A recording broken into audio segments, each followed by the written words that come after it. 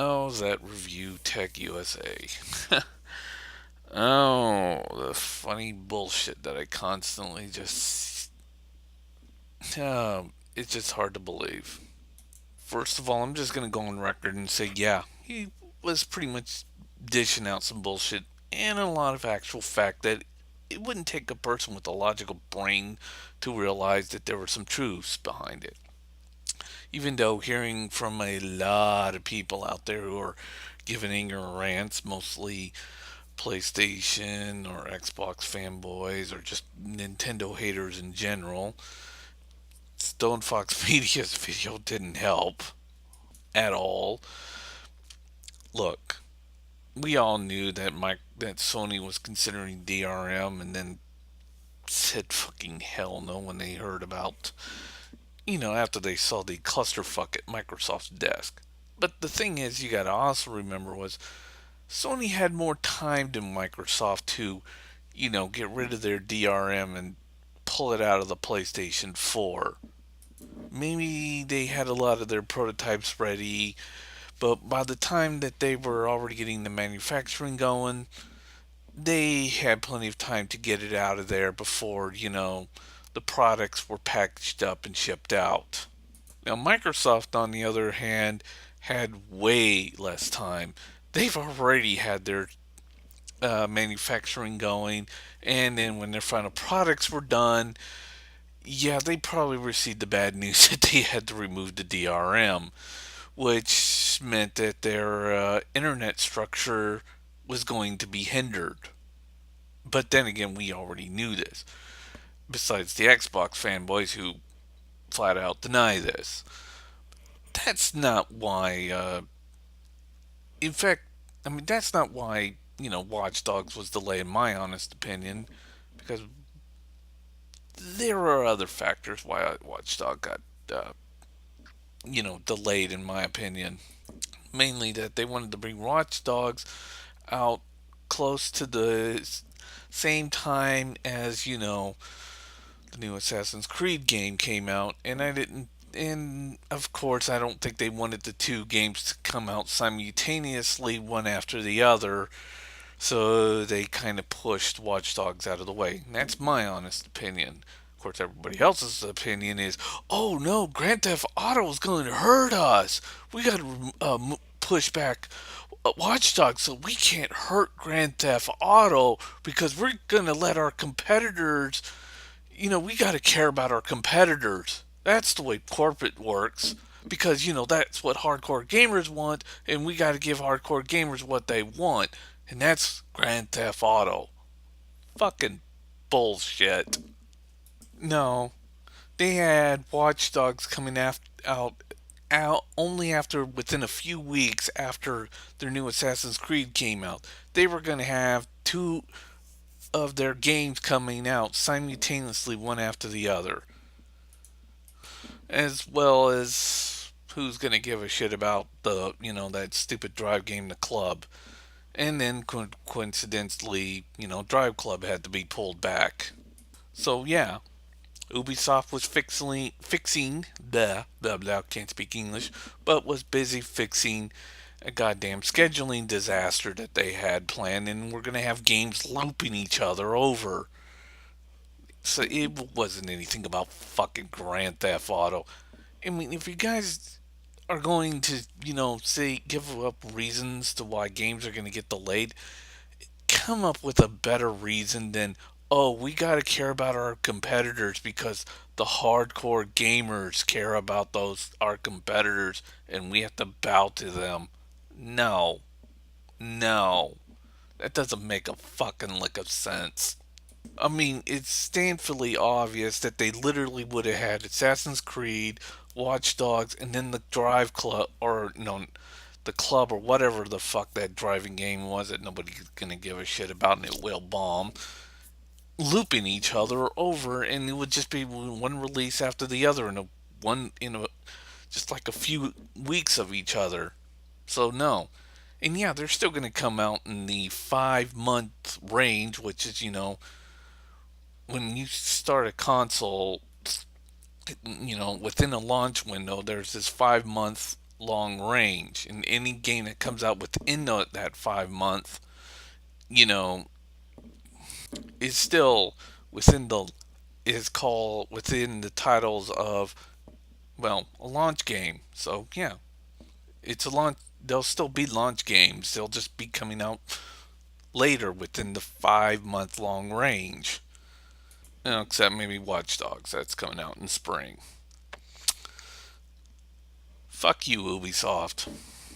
So it is safe to me to assume, by my best guess and what I've been hearing so far, just watching regular podcasts and just looking at gaming news altogether, that I don't think the Xbox's on live media is been finished and is going to have massive problems, mainly because Microsoft and the whole DRM mess.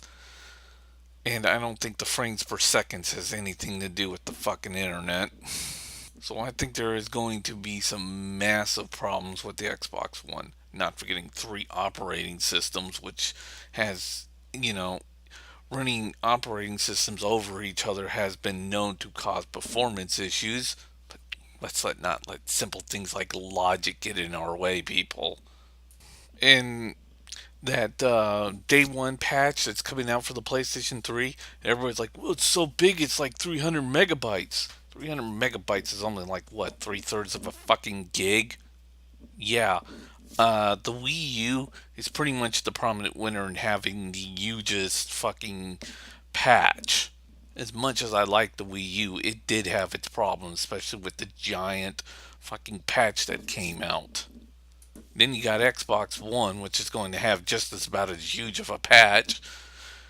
But everybody's complaining about a fucking 300 megabyte fucking patch for the PlayStation 4, which is not a fucking huge deal for the PlayStation or any console for that matter.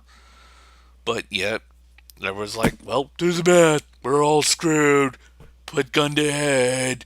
We gotta kill ourselves now. Yes, the Wii U will have 1080p games, mainly because it really didn't take the developers that long to learn how to program for the Wii U, since it is essentially just a more powerful version of the Xbox 360 and with OpenGL.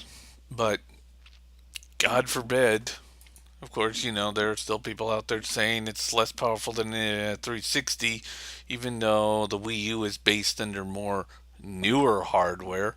Yes, its hard drive is a complete shit fest, and you got to use an external hard drive because everybody kept asking Nintendo to at least put in a basic hard drive slot so they can use whatever hard drive they want in there. That was just too much to ask, wasn't it, Nintendo? And yeah, I pretty much said from the start that ReviewtechUSA, and along with Black Bomb, we're just basically we're trolling you back then. And again, that's what ReviewTech does every once in a while. He likes to just troll his little audience every once in a while and just get them startled up for no reason.